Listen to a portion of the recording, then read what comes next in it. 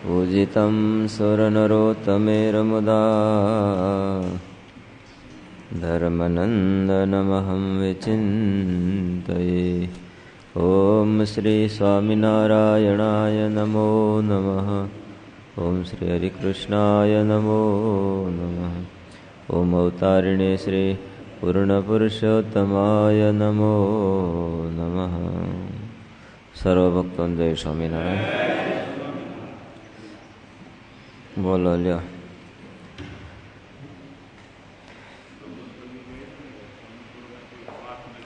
हाँ, જીવનું કલ્યાણ કેમ થાય, મોક્ષ કેમ થાય, બીજી વાત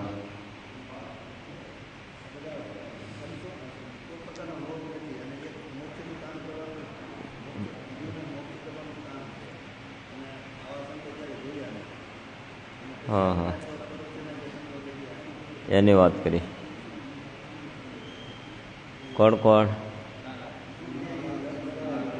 નારદજી, ગોરખનાથ, દત્તાત્રેય, કપિલજી, શંકરાચાર્ય, રામાનંદ સ્વામી, રામાનુજાચાર્ય, પછી દક્ષ પ્રજાપતિ નહીં, દક્ષના કેટલા કેવડી મોટી સભા થાય ઘરની, હો હાવ હે ક્યાંય પ્રચાર કરવા જવું પડે? ઘરની 11,000ની સભા એટલે બીજા સંબંધી આવે તો વાત જુદી, અને એને વરાવ્યા પવણાવ્યો તો એ કેટલું લક્ષિંદર થાત લાંબુ હે।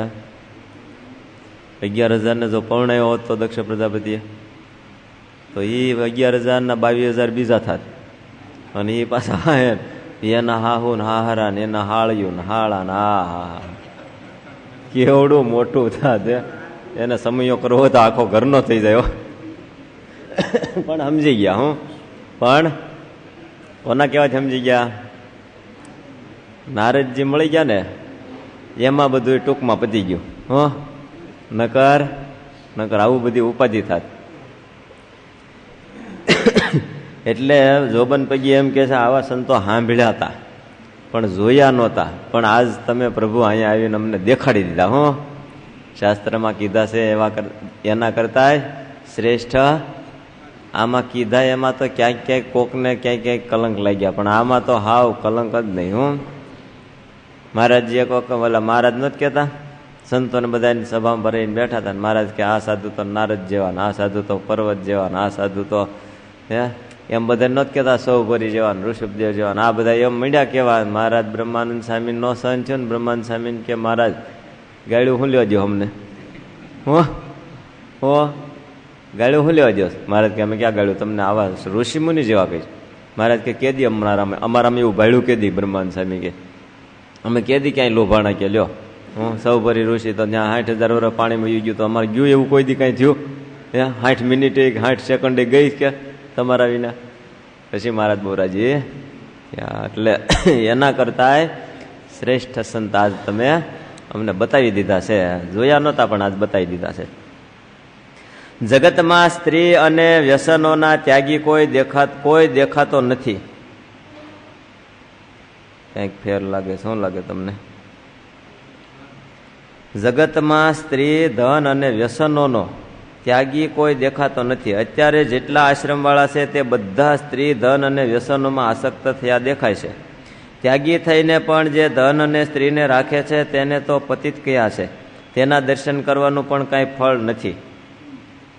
કેટલાક ત્યાગી એવા ફરે છે કે જે સ્ત્રી અને ધનને રાખતા નથી, પણ તેઓ વ્યસનોનો ત્યાગ કરી શકતા નથી અને સ્ત્રીની સાથે બોલવામાં બાદ ગણતા નથી। હો જોબન પગી ખરા છે, જોબન પગી કે ધન ને સ્ત્રી ને વ્યસનો એના ત્યાગી કોઈ દેખાતા નથી।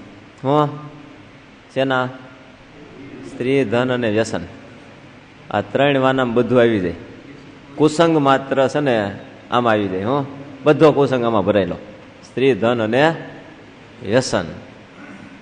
એટલે જોબન પગી કે અત્યારે જેટલા આશ્રમવાળા છે ને, જે કાંઈ આશ્રમવાળા એ બધા શું નથી કરી શકતા? તો કે સ્ત્રીને ધન અને વ્યસનોમાં આસક્ત થઈ ગયા છે, હું ત્યાગ કરી શકતા નથી। ત્યાગી થઈને ધન અને સ્ત્રીને રાખે છે, એને તો શાસ્ત્રએ શું કીધા છે? પતિત કીધા છે. કેવા? એ કાંઈ ઉદાહરણ નથી કીધા, હું અધમ ઉદાહરણ એને કીધા, એ તો પતિત કીધા છે ને. પતિત એ તો પડેલા છે, પણ બીજાને વાહે કેટલાયને પાડે એવા છે, એટલે એ પતિત છે. અને કદાચ ધન ને સ્ત્રી રાખતા ન હોય તો હેમાં ભરપૂર હોય? એનું બેનો ત્યાગ હોય તો પાછું ઓયલું ઘરી ગયું હોય મારી પાસે. એ તો એથી કરતાય ભૂંડું. હે, એ તો એના કરતાય ભૂંડું. એટલે કે એવા ત્યાગી જ કોઈ દેખાતા નથી. પાછા વ્યસનોનો ત્યાગ કરી ન શકે, પાછા સ્ત્રી હારે બોલવામાં કઈ વાંધો નહીં. કે લ્યો, ત્યાગીને સ્ત્રી સાથે બોલવામાં કાંઈ વાંધો નહીં. 2 વાનાનો ત્યાગ રાખે છે અને 2 વાના રાખે છે. હો, 2 વાના ક્યાં ત્યાગ કરે દાસભાઈ? સ્ત્રીને ધનનો ત્યાગ રાખે છે, પણ વ્યસનો અને સ્ત્રી સાથે બોલવામાં વાંધો નથી. આમ ત્યાગ રાખે છે, પણ બોલવામાં વાંધો નથી, એમાં બાદ ગણતા નથી. કેટલાક જોગીઓ જ્યારે વૃદ્ધ થઈ જાય છે ત્યારે પરમહંસ, સંન્યાસી, ખાખી, અતીત, યતિ અને ઢૂંઢિયા આદિ અનંત નામધારી થાય છે, પણ પોતાની સેવા કરવા માટે રામકીની જરૂર પડે છે. હાજી વાત ને? એ પગ દાબવા જોઈએ ને પાછા. લ્યો,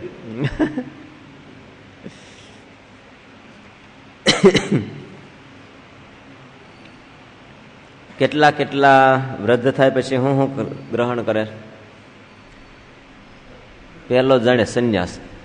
4 આશ્રમ છે ને, એમાં 4 આશ્રમમાં આશ્રમના નામ આવડે તમને? પહેલા મારે એ પૂછવું પડશે, કોને કોને આવડે? આશ્રમના નામ કોને કોને આવડે? રાજુભાઈ ને એકને આવડે. આ બાજુ મારે ઓલા ભાઈ કનુભાઈ ને આવડે. બસ, બીજા કોઈ નહીં આવડતા. તમે ક્યાં આશ્રમમાં એ ખબર છે ને પાછી? હે, એ તો પાછી પાછું પેલું એ પૂછવું પડશે. તમે ક્યાં આશ્રમમાં છો? ત્યાગ આશ્રમમાં નથી, ઘરી ગયા ને ક્યાંક?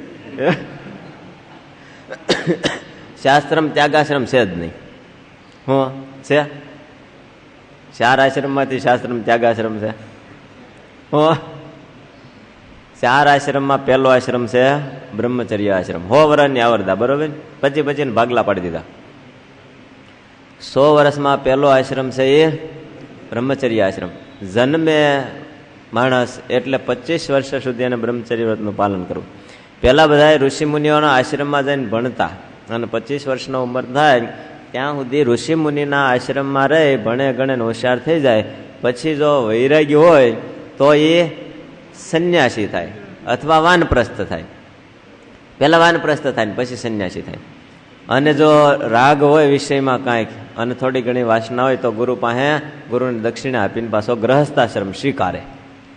એટલે બીજો આશ્રમ થયો ગ્રહસ્થ. 25 વર્ષથી 50 વર્ષ સુધી ગ્રહસ્થાશ્રમ.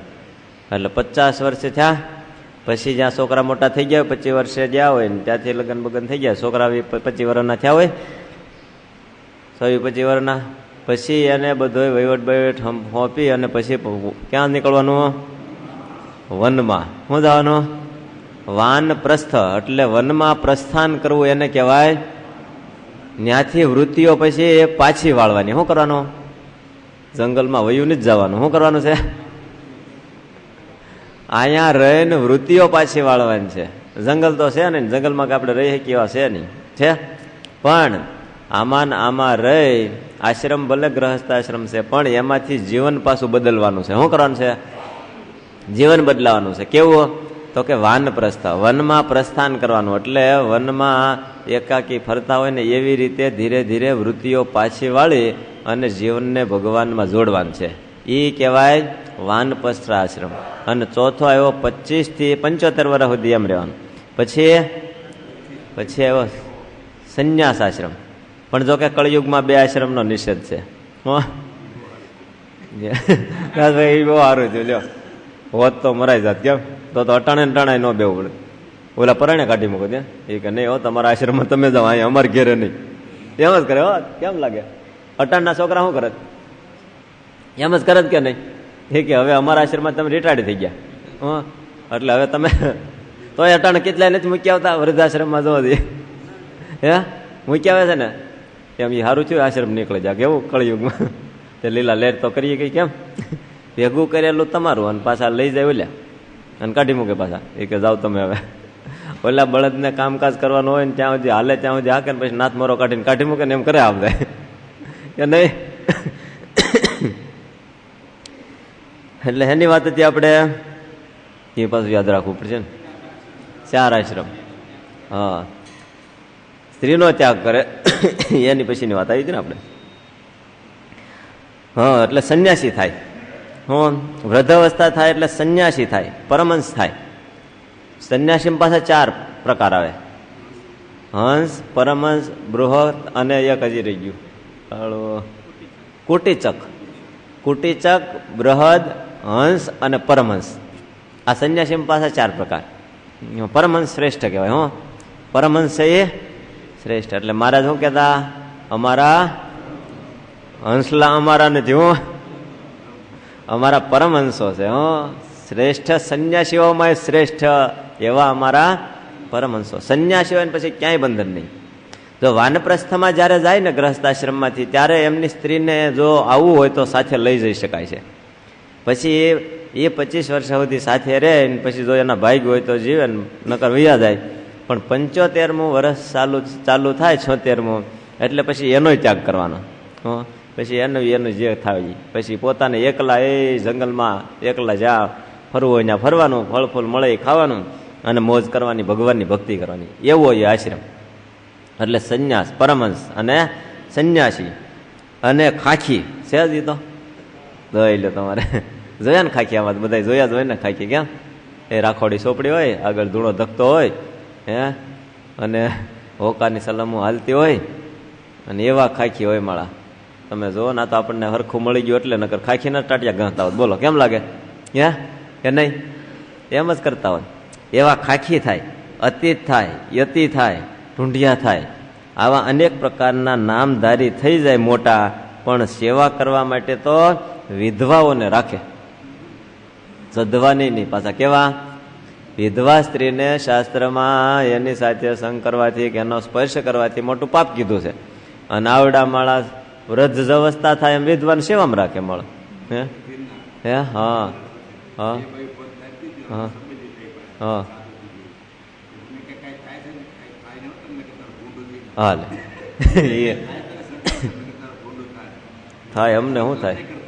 તમારે કહેવાય ને, પણ રાજભાઈ સમજ્યા, તમારે કહેવાય અમને કાંઈ થતું નહીં, જે થાય તમને જ થાય. બોલો લ્યો. હે આવો જ હાલે છે. હો,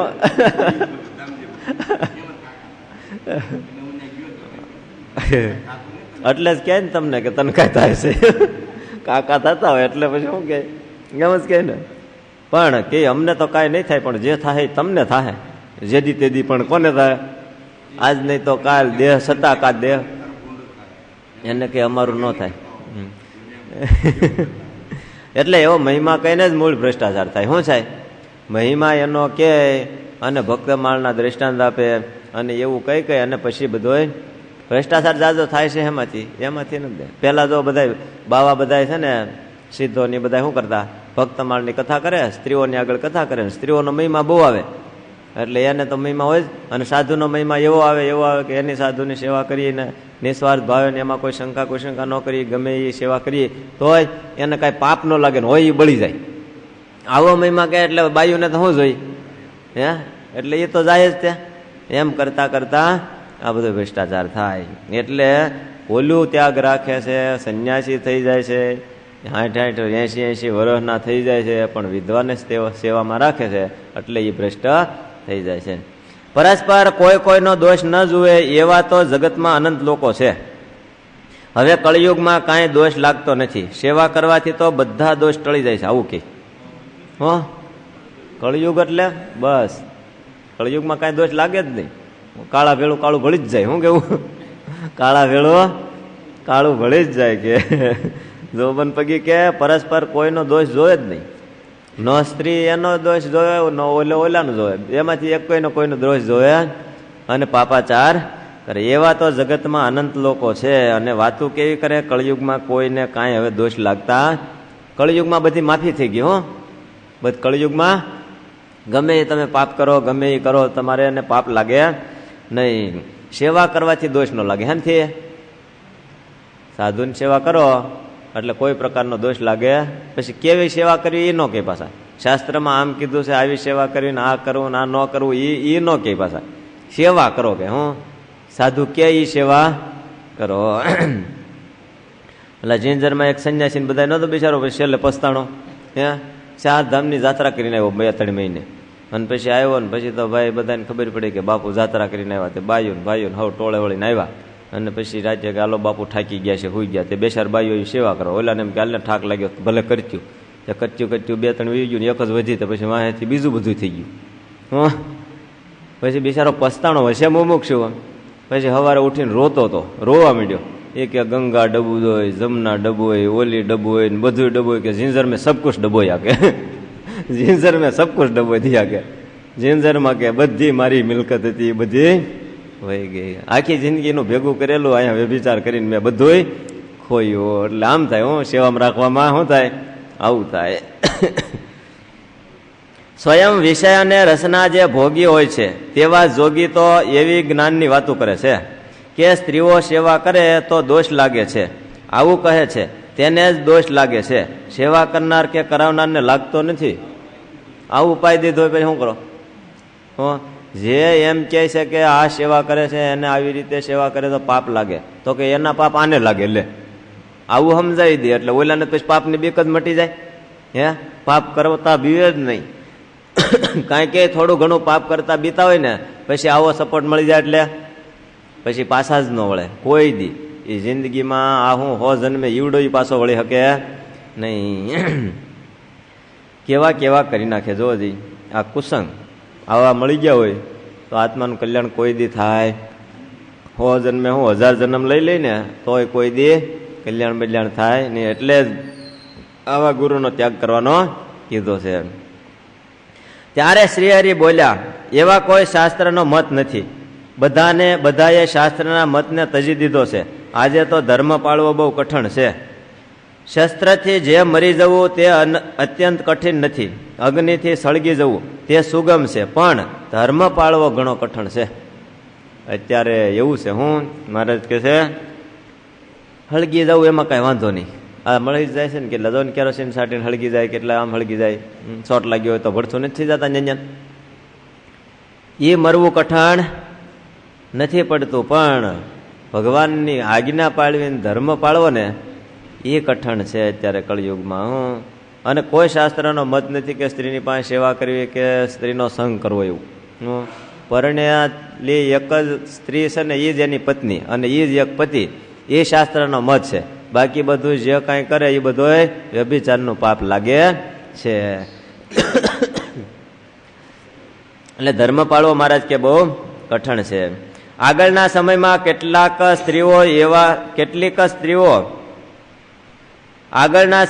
કેટલાક ઋષિઓ એવા થઈ ગયા છે જે સ્મૃતિકાર હતા. તેઓ ધર્મને લખી ગયા છે. તે એવા કઠણ ધર્મ લખી ગયા છે કે તેનું નામ સાંભળીને પણ માણસ ધ્રુજી જાય છે. અમુક ધર્મ એવા લખ્યા છે કે આમ ન કરો આમ ન કરો. સ્મૃતિમાં તમે માલપા ઉતરો ને તો તમને તેમ થાય કે આપણે આ કાંઈ કરવું જ નથી. એટલા બધા કઠણ છે. કળિયુગના ધર્મ કઠણ બહુ છે. પણ મહારાજ જે વિચાર કર્યો કે આ કાંઈ આટલું બધું કાંઈ કરી શકશે નહીં. મહારાજ કે મનુસ્મૃતિ ને ઓલી સ્મૃતિ ને શંખલિખી સ્મૃતિ ને એ બધી સ્મૃતિઓ વાંચવા જાય અને એમાં તો કેટલું લાંબુ કર્યું હોય કે આમ કરો ને આ થઈ ગયું આ ભૂલ થઈ ગયું તો આટલું પ્રાયશ્ચિત કરવાનું, આનું આમ કરવાનું, આનું આમ કરવાનું, એમ કરવા વાંચવામાં રહે ને ત્યાં ઓલા ચક્કર આવી જાય. એ કાંઈ કળિયુગમાં કરી શકે નહીં. એટલે મહારાજ કે આપણે કાંઈ એવું કરવું નથી. આપણે અમારો આશ્રિત થાય ને શું કરી દેવું છે. એટલે 350 શાસ્ત્રો ને એટલા શાસ્ત્રોનો સાર રૂપી 212 શ્લોક આપી દીધા. એમાં બધાને વેચી દીધા. એટલા આના એટલા આના એટલા આના. એ 212 શ્લોક જે પાળે અને બધાય ધર્મ આવી ગયા એમાં. 212 બધાય નહીં પાછા. અમારા હોય તમારે નહીં, તમારા હોય અમારે નહીં. સ્ત્રીઓના હોય પુરુષને નહીં, પુરુષના હોય સ્ત્રીઓને નહીં. સધવાના હોય વિધવાને નહીં, વિધવાના હોય શ્રદ્ધાને નહીં. બધાને જો ભાગલા પાડી દીધા કે તમારે એટલા પરમેનન્ટ પાડવાના. બાકી બધાને 122 શ્લોક સુધી છે ને બધાને આપણે હરખા પાડવાના. એ જનરલ. અને 4 પછીના બધાને હોય વેચી દીધા. કોઈને 5, કોઈને 10, કોઈને 15, કોઈને 20, 25 એમ કરીને બધાને વેચી દીધા. જાજુ પાડવાનું કાંઈ થયો. અને શાસ્ત્ર જોવા ગયા હોત તો આપણે કોઈ દી મેળ આવત. એટલે મહારાજ કે આપણે તો કેવું કરવું છે, સરળ પડે ને માણા પાળી શકે ને એવું કરવું છે. એટલે ઋષિ મુનિઓ બધા લખી ખૂબ ગયા છે, પણ માણા સાંભળીને ધ્રુજી ઉઠે એવું છે. કે પેલા યુગમાં જેટલા ઋષિઓ થયા માનો તે મૂર્તિમાન તપરૂપ જ હતા. શાસ્ત્રમાં જે વાત કહી હોય તેને તે લોકો યથાર્થ રૂપમાં પાળતા હતા. જેટલા વર્ણ અને આશ્રમવાળા હતા તે બધા અત્યંત શ્રદ્ધાવાળા હતા. ધર્મ પાળવાનું અપાર ફળ માનતા હતા અને બધાના એવા જ શુભ વિચારો હતા. કારણ કે લાખ વર્ષની આવરદા અને બળિયા બહુ હતા. કેવા હતા? મૂર્તિમાન તપ હતા. ખાવા પીવાની જરૂર નહીં, પછી ખાઈને લાખ વર્ષ સુધી જીવવાનું, પછી તપ કરવાનું. આપણે તો 100 વર્ષમાં છે તોય આપણે કરીએ કેટલું કરીએ? બળ વહી ગયું છે, બળ. શ્રદ્ધા અને બળ વહી ગયું છે. આત્મબળ જે હોવું જોઈએ, મનોબળ જે હોવું જોઈએ ને એ માણસની અંદર રહ્યું નથી. કોઈ પણ હોય, પછી સત્સંગી હોય તો ભલે ને કુસંગી, આખા સમાજમાં એવું થઈ ગયું છે. મનોબળ છે ને ઢીલું પડી ગયું છે. મનોબળને કારણે જ બધા માંદા પડે છે. મનોબળ જેને નથી ને માંદો કોણ પડે છે? જેને મનોબળ નબળું છે ને એ. કોઈને તપ કરવું હોય તો મનોબળ હોય તો ગમે એટલું તપ કરી શકે છે. પણ જો 3 દિવસ તાવ આવ્યો હોય તો શું કરીએ? ભૂખ્યા જ રહેવાનું છે ને. તે ખાવા દે 3 દિવસ અને ખાવતોય ભાવે નહીં. ત્યાં એક દિવસ એકાદશીનો ઉપવાસ કરવો પડે તો ઓલું કર્મે કરી અને એને કરવું પડે છે. અને આવડું આ ભગવાનને રાજી કરવા કરે તો કેટલું ફળ થાય. પણ ઓલામાં મનોબળ પરાણે રાખવું પડે છે અને આમાં મનોબળ નથી એટલે બહુ કઠણ. આગલે દિવસે સુરાખાસન જેમ મુંજાય એ આવી અઠવાડિયાની વાર હોય ને ત્યાં હજી માણ ઓલું થયું હોય ને ત્યાં પાછી આવે એટલે કે આવી ત્યાં અડધા કાસા એમ થઈ જાય. એટલે એવા મનોબળ ઘટી ગયા છે. મનોબળ હોય તો જે કરવું એ થઈ શકે. એટલે તે વખતમાં પહેલાના યુગમાં ઋષિમુનિ બધા છે ને મૂર્તિમાન તપ જેવા હતા. અને શાસ્ત્રમાં એમ કીધું કે આમ કરવાનું એટલે એ વ્રત કરતા બધા. અને અત્યારે તો કોઈ કાંઈ માસો ઉપરનું નામ સાંભળે તો થાય, ખાલી નામ સાંભળેતા ધુજારી ઉપડી જાય કે આપણે કાંઈ કરવું એક દી કરતા નથી ને માસો ઉપવાસ કેમ કરવો. પણ કરતા ખરા હો. અને અત્યારે કરવાવાળા હજી કરે છે, નથી કરતા એવું કાંઈ હાવ વયા નથી ગયા બધા છે હજી. તો જેને મનોબળ હોય તો કરી શકે છે. એટલે યથાર્થ એ પ્રમાણે રહેતા હતા. અને જેટલા વર્ણ અને આશ્રમ જેટલા બધા હતા ને એ બધા કેવા હતા? અત્યંત શ્રદ્ધાવાળા હતા અને ધર્મમાં માનતા કે આપણે ધર્મ પાળીશું તો આનું ફળ બહુ અનંત મળે છે. એવા ફળના લોભે બધા ધર્મનું પાલન કરતા હતા. ભગવાનને રાજી કરવા માટે બધા એવી રીતે વર્તતા હતા અને બધાને એવા શુભ જ વિચાર હતા. યુગ હારા ને કળયુગમાં અટાણ કોઈનો વિચાર જ શુભ નથી. બોલો કેટલા માણસના શુભ વિચારો છે? સત્સંગ કરતા હશે તોય એમાં કેટલાય અશુભ વિચારો આવી જતા હશે. હાવ શુભ વિચારો કેટલા હશે?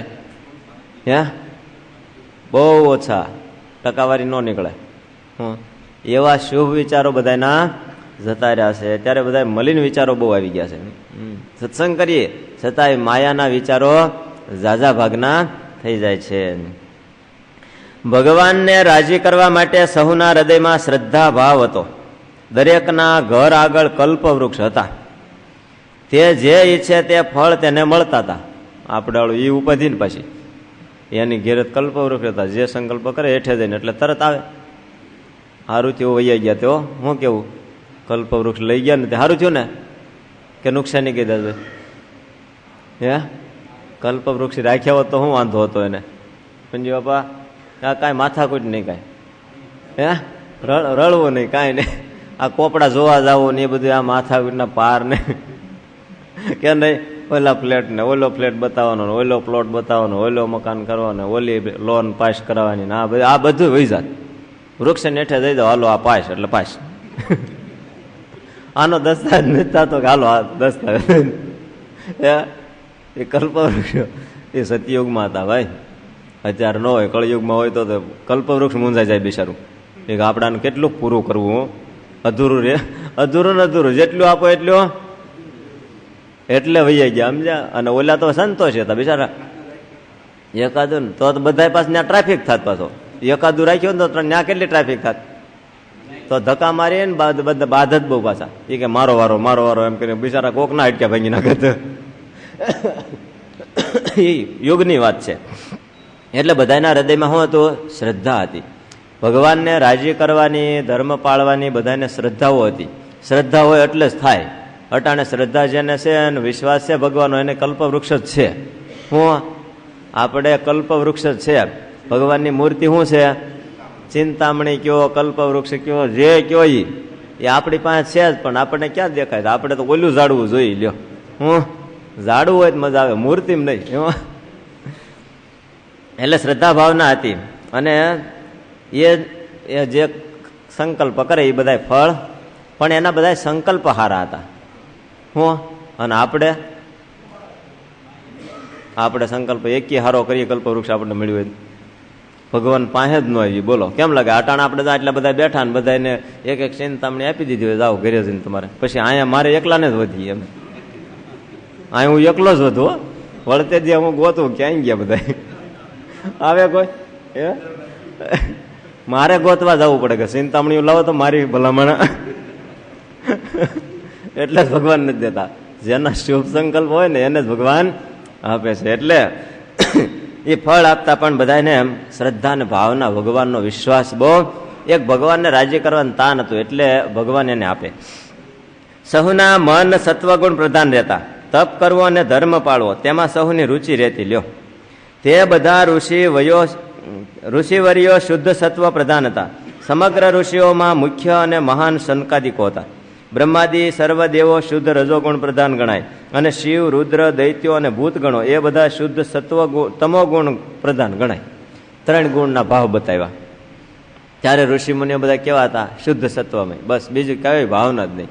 બસ એક ભગવાનને રાજી કરવાનો જ તાન. એટલે એવા બધા ઋષિ મુનિઓ હતા.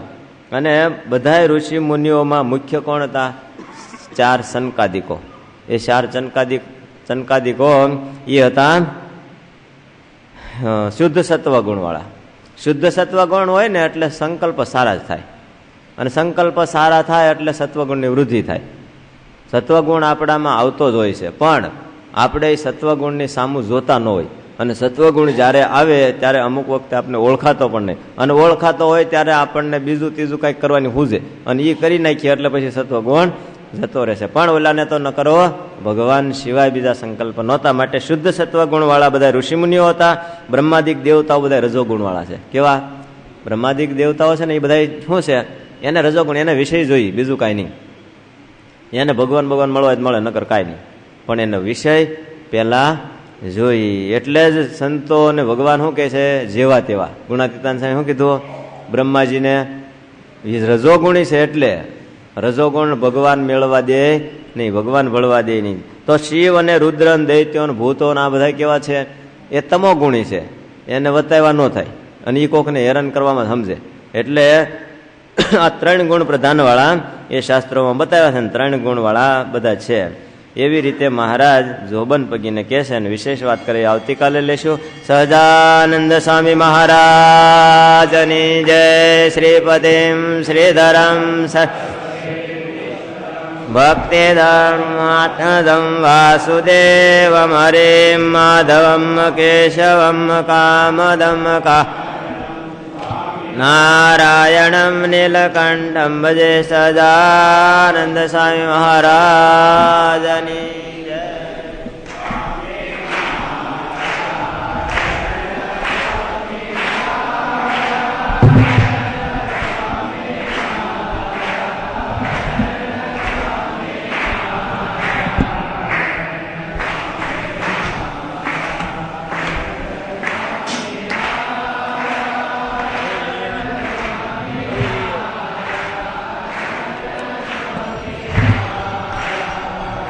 ઘનશ્યામ મહારાજની જય.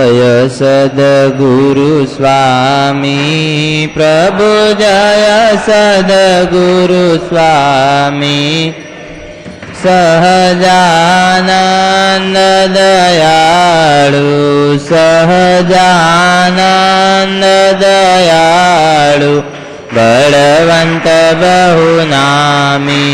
ઓમ જય સદગુરુ સ્વામી શરણ સરોજ તમારા વંદો કર જોડી પ્રભુ વંદો કર જોડી શરણે શીશ ધરાથી શરણે શીશ ધરાથી દુઃખ નાખ્યા તોડી ઓમ જય સદગુરુ સ્વામી નારાયણ નર ભ્રાતા દ્વિજ કુળ તનુદારી પ્રભુ દ્વિજ કુળ તનુદારી પામર પતિત ઉદાર્યા પામર પતિત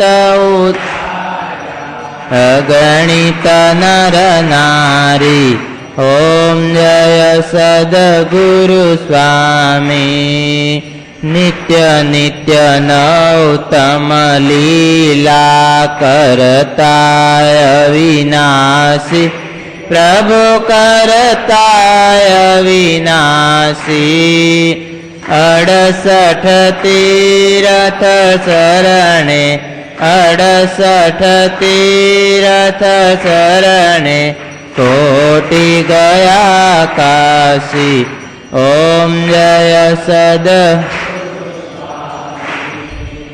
પુરુષોત્તમ પ્રગટનું જે દર્શન પ્રભુ જે દર્શન કરશે કાળ કરમથી છૂટી કાળ કરમથી છૂટી કુટુંબ સહિત તરશે ઓમ જય સદગુરુ સ્વામી આયવસર કરુણાનિધિ કરુણા બહુ કીધી વાલે કરુણા બહુ કીધી મુક્તાનંદ કહે મુક્તિ મુક્તાનંદ કહે સુગમ કરી સીધી ઓમ જય સદગુરુ સ્વામી